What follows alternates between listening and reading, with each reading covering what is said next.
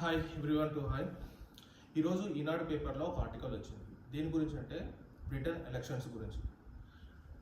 బ్రిటన్లో రీసెంట్గా ఎలక్షన్స్ జరిగాయి. అందులో కీవ్ స్టార్మర్, ఇతనే ఆ వ్యక్తి పేరు కీవ్ స్టార్మర్, లేబర్ పార్టీ తరఫున అత్యధికంగా 411 సీట్లు, అంటే మొత్తం బ్రిటన్ పార్లమెంట్లో 657 సీట్లు ఉంటే అందులో 411 సీట్లు కీవ్ స్టార్మర్ నేతృత్వంలోని లేబర్ పార్టీ విజయం దిశగా సాగించి ప్రైమ్ మినిస్టర్గా అధికారాలు కూడా చేపట్టాడు. ఇతనే కీవ్ స్టార్మర్. ఎందుకు ఇలా జరిగిందంటే లాస్ట్ 14 సంవత్సరాల నుంచి కన్జర్వేటివ్ పార్టీ నుంచి అధికారం కొనసాగుతుంది. అందులో ప్రధానమంత్రులు 5 మారారు. డేవిడ్ క్యామెరన్ ఒకరు, ఇంకా లేడీ ఒక ఆమె ఉంటుంది, ఆమె ఒకరు.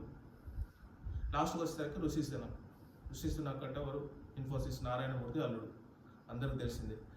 ఆయన చేసింది రెండే 2 సంవత్సరాలు, కానీ విపరీతమైన నింద పడ్డది. అనేది 14 సంవత్సరాల నుంచి కన్జర్వేటివ్ పార్టీ నుంచి చేసిన తప్పులు లాస్ట్ 2 సంవత్సరాలు ఆయన ప్రైమ్ మినిస్టర్గా చేసినప్పుడు పీక్స్కి వెళ్ళిపోయింది.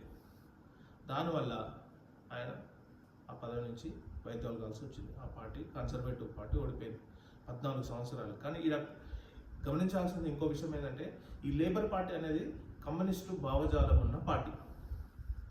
అందరం అనుకుంటాం ప్రపంచంలో కమ్యూనిస్టు వెళ్ళిపోతుంది, ఇక్కడికి వెళ్ళిపోతుంది, అక్కడికి వెళ్ళిపోతుంది అని అనుకుంటారు. కానీ ఎక్కడికి వెళ్ళిపోలేదు. ఏదో ఒక రూపంలో కమ్యూనిస్ట్ పార్టీ అనేది బతుకుతూనే ఉంది. అది ఎగ్జాంపుల్ ఒకటే బ్రిటన్ ఎలక్షన్. లేబర్ పార్టీలో మొత్తం బ్రిటన్ పార్లమెంట్లో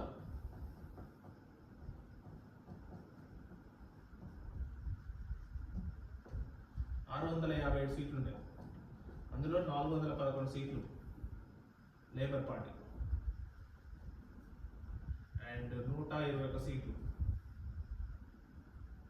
కన్జర్వేటివ్ పార్టీ.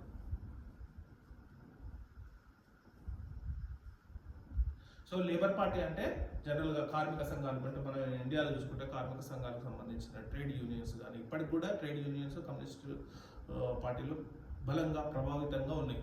ఫర్ ఎగ్జాంపుల్ సింగరేణిలో చూసుకుంటే ఇప్పటికీ ఏఐటియుసి అది ఇప్పుడు పరిపాలిస్తుంది సింగరేణిలో. సో ప్రపంచం మొత్తం మారిపోతుందా? ఇంకో కంట్రీ కూడా చేంజ్ అయ్యింది రీసెంట్గా, ఫ్రాన్స్ కంట్రీ. దాని గురించి నెక్స్ట్ వీడియో చేస్తాను. Thank you.